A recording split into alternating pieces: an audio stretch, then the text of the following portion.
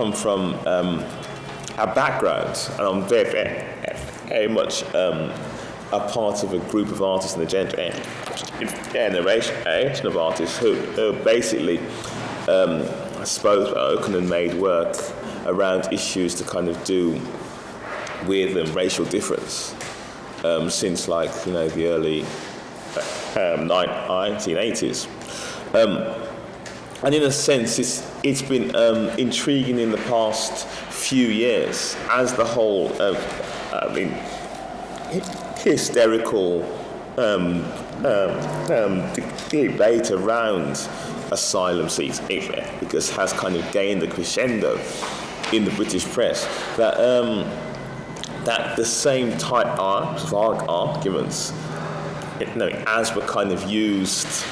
in the 1970s, 1980s to kind of like problematize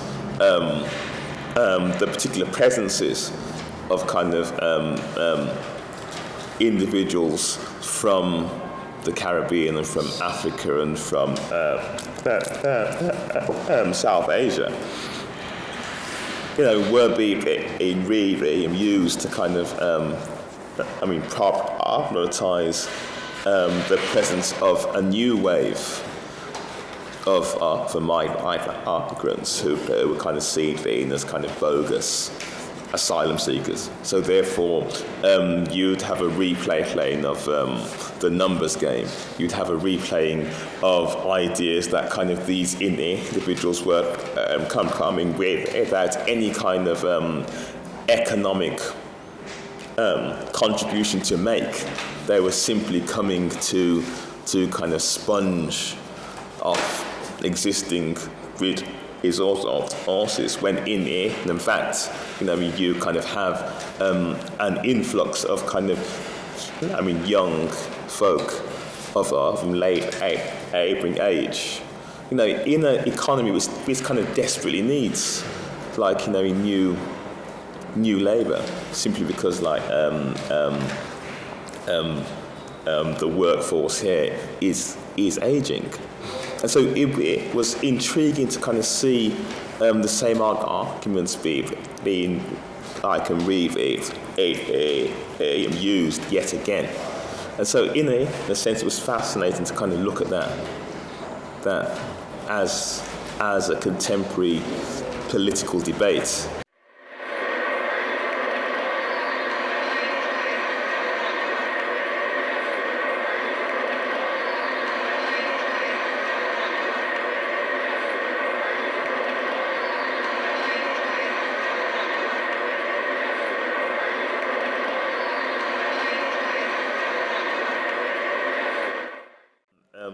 The kind of more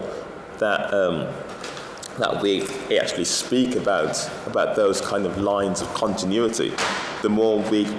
can seek to kind of undermine the efforts of the state status quo to actually underpin those things which actually divide us, because obviously historically, a major tactic has always been to, you know, divide and rule, to balkanize particular communities, and to make sure that they don't see, you know, their kind of the particular continuities of struggle. I think that happened between the various communities which arrived in the 50s and 60s and 70s, and it's arriving and is occurring now between those older communities and the newer communities. It was fascinating that just recently in London there was talk around the hostility between the Somali community and longer standing and the Asian communities, and it was interesting in the way that was played up with it in the press, and it's just so noisy. It's incredible, isn't it? But anyway, so as I say, the more that we can actually work to kind of draw attention to those continuities and express that kind of solidarity. And without question, we're kind of placed in a context where, like, we're kind of seen as being in competition, and I think that is a deliberate thing, deliberate structure. But anyway.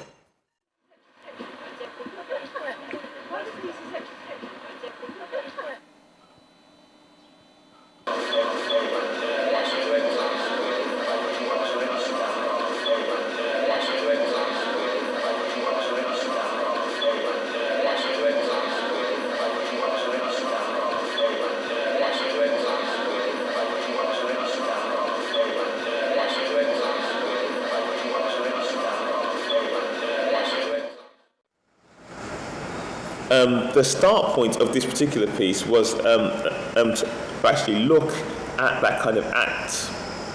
of moving from a European town to European town, and just to kind of begin to kind of speak about that as this kind of deliberately motivated act, but motivated for a whole range of reasons, in search of community, in search of community, in search of spaces of solidarity, but also at the conceptual core of this particular piece is this idea that kind of all these European spaces, these towns aren't in a sense interchangeable. That kind of the range of experiences which one could encounter in Amsterdam, are in a sense quite similar to the experiences which you would encounter in Glasgow, in Manchester, in Athens. That there is this kind of continuity of experience. And obviously, a more complex discussion would actually look at kind of the way that kind of English racism, for instance, is in particular ways different and distinct from French racism or Dutch racism or German or Italian. But in a sense, there are like lines of kind of continuity. So what I wanted to kind of do within this particular piece was just have this list of, I think it's about 300 like European towns, and just have the computer randomly choose a town and kind of construct a particular narrative within that town, and then randomly choose a second town and kind of construct a narrative of a journey, some of which are kind of uneventful, articles from which we begin to kind of reference the kind of lengths which individuals have had to go to, like to kind of smuggle themselves from town to town. And others speak about the kind of act of being stopped and searched as one moves from town to town in Europe. How I wanted to extend that piece into the piece which was being made was I was also working on, or have been working on, user responsive pieces into which you kind of could then place details about yourself, and it would use those to kind of attempt to construct an argument about you. It's based on a piece which I've been working on now for years and years, which is a web-based piece, which is now called megacyberglobal.com or something ridiculous like that. But it's a user input piece, and it collects all this stuff about you, which it then feeds back to you as a way of rejecting you, basically. And I wanted to kind of revisit that idea with a piece which you could feed particular details about yourself into this gallery-based interface, which would then appear as a part of this ongoing projection piece.